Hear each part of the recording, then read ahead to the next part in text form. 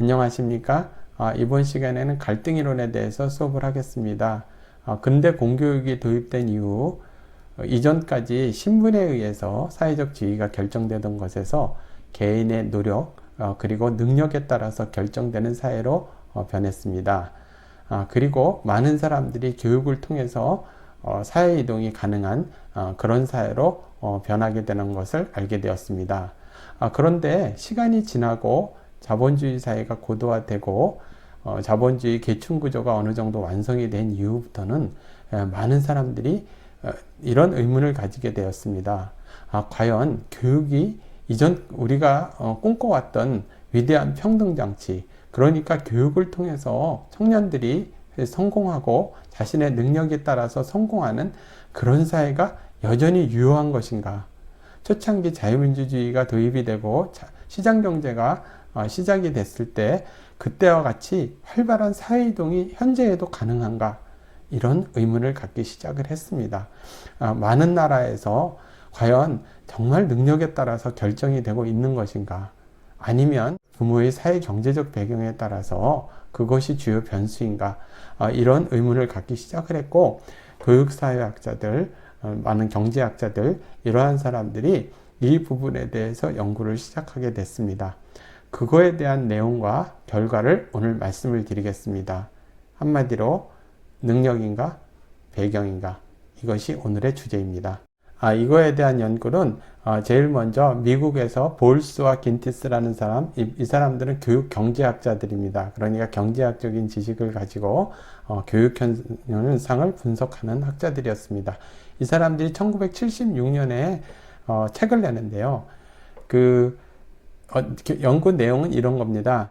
전쟁 세대에 있는 부모들과 전후 세대의 그 자녀들, 그 사람들의 사회 경제적 배경, 그리고 학업 성적, 이런 여러 가지 요소들을 다 분석을 해서 어떤 것이 주요 변수였는가.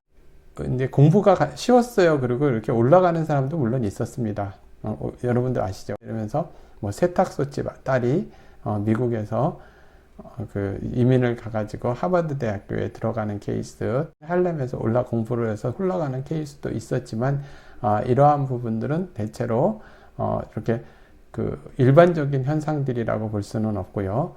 그거보다는 부모의 사회 경제적 지위가 높으면 자녀도 사회 경제적 지위가 높고, 또 중산층 자녀들은 대체로 중산층이 되는 일반적인 케이스는 부모의 사회 경제적 배경이 주로 작동하는, 그러니까 다른 요소들, 지능적인 요소들이라든지 이런 것보다는 이러한 것이 더 작동되는 그러한 연구들이 나타났습니다.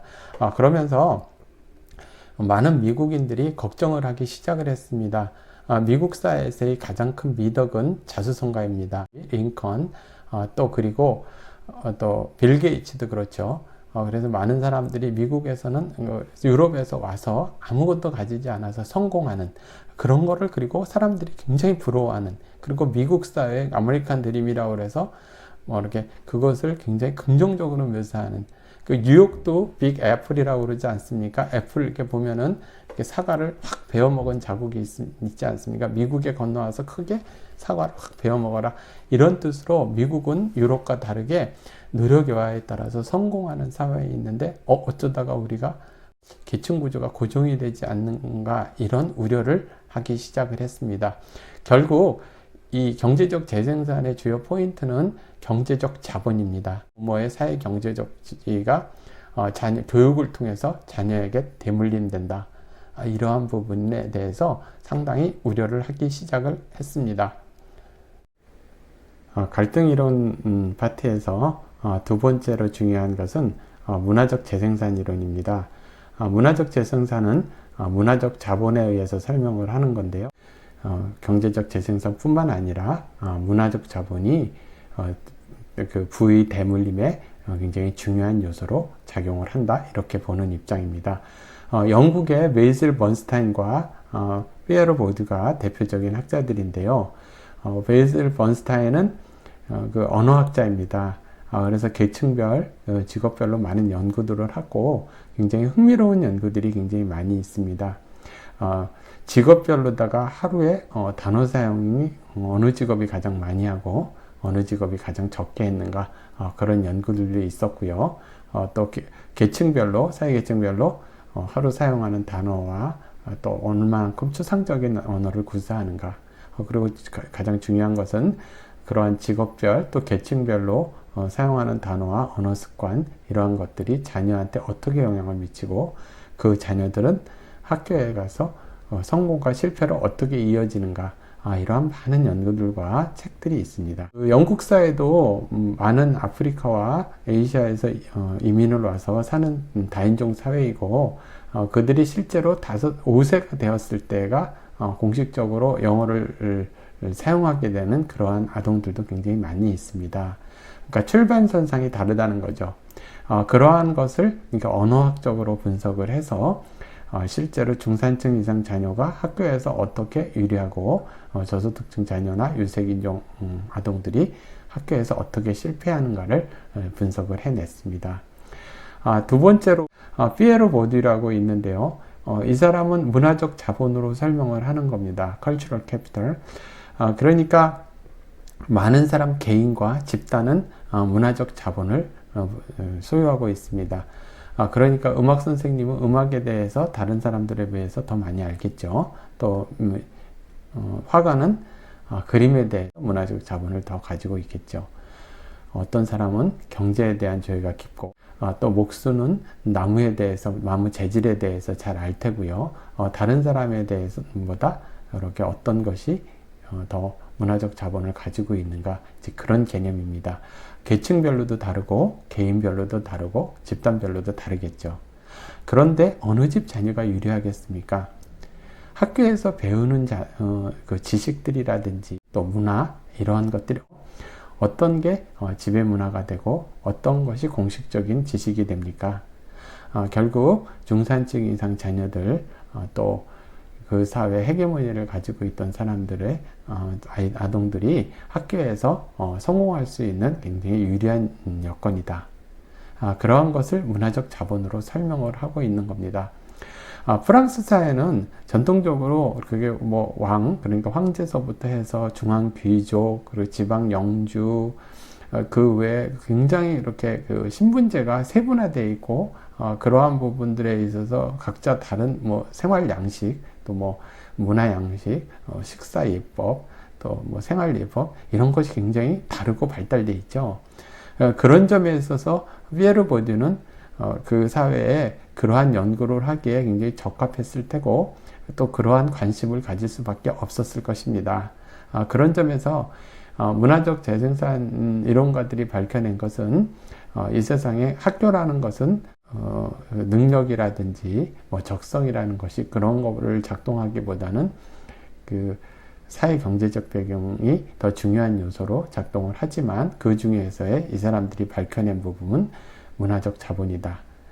버인스타인은 언어학으로, 언어 분석으로 그것을 밝혀냈고, 피에로 보드는 사회학자죠. 문화적 자본이라는 개념으로 설명을 했습니다.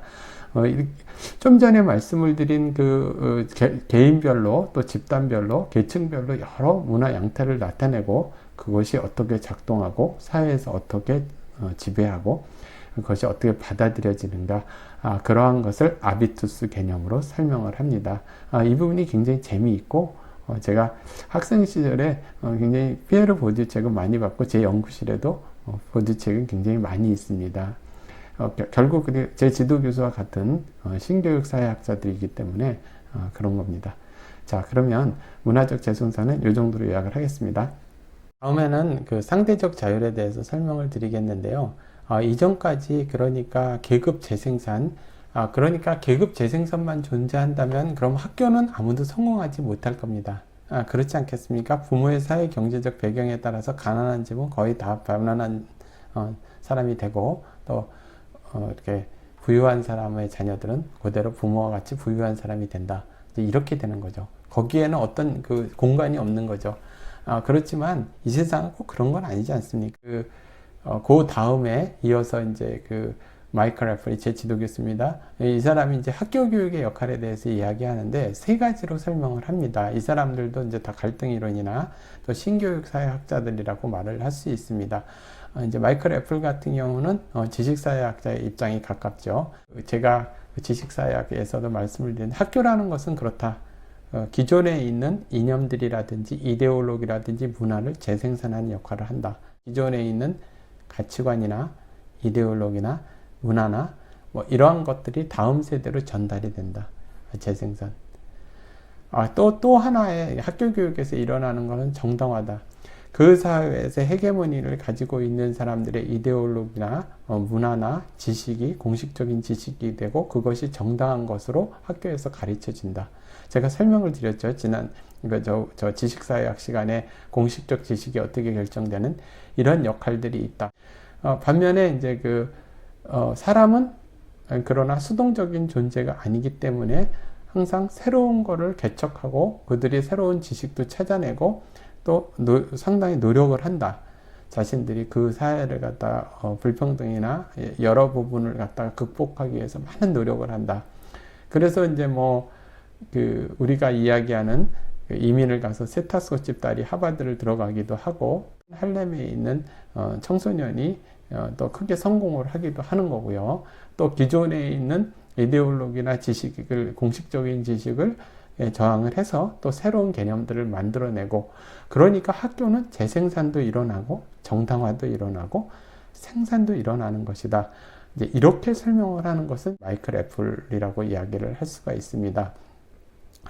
이렇게 갈등 이론가들은 이렇게 기존에 있는 학교 교육이 능력으로다 지금 사회 이동이 일어나는가 아니면 이렇게 사회 경제적 배경 그 중에서 이제 경제적 자본 그리고 문화적 자본 뭐 이런 것들에 이어나는가 또 그리고 그 외에도 학교에서는 어떤 일들이 일어나는가 마이클 애플 같은 여러 경로로 설명을 하죠. 이런 부분에 대해서 이야기를 했습니다. 그러면 이제 정리하면서 갈등 이론이 그러면 기여한 점에 대해서 설명을 하겠습니다. 갈등 이론은 업적주의 교육관이나 능력주의 교육관 부분에 대해서 약점이 존재한다. 그리고 실제 그렇게 작동하지 않는 부분도 있다. 그러니까 저소득층 학생들이나 이민자 자녀들 그리고 뒤떨어진 학생들을 갖다가 국가에서 충분히 돌보아 줘야 된다. 그런 어떤 보상교육의 개념을 만들어낸 거죠. 그러니까 새는 좌우의 날개로 살아가지 않습니까? 그리고 이 세상은 자유와 평등의 균형점을 찾아 나가는 거죠. 유럽과 미국을 비교한다면 다 자유민주주의 사회지만 미국이 자유라는 쪽에 조금 더 비중을 둔다면 유럽은 조금 평등 쪽에 약간 비중을 약간 더 두는 이제 유럽 내에서도 상당히 차이가 있죠. 그래서 좌우의 균형 이런 것이 굉장히 중요합니다. 그런 점에 있어서 갈등 이론가들은 저소득층 자녀들이라든지 이러한 부분들, 보상교육 이러한 것들에 대한 많은 개념들을 만들어내고 보살펴 줘야 되는 것 이런 것에 크게 기여했다고 보시면 되겠습니다.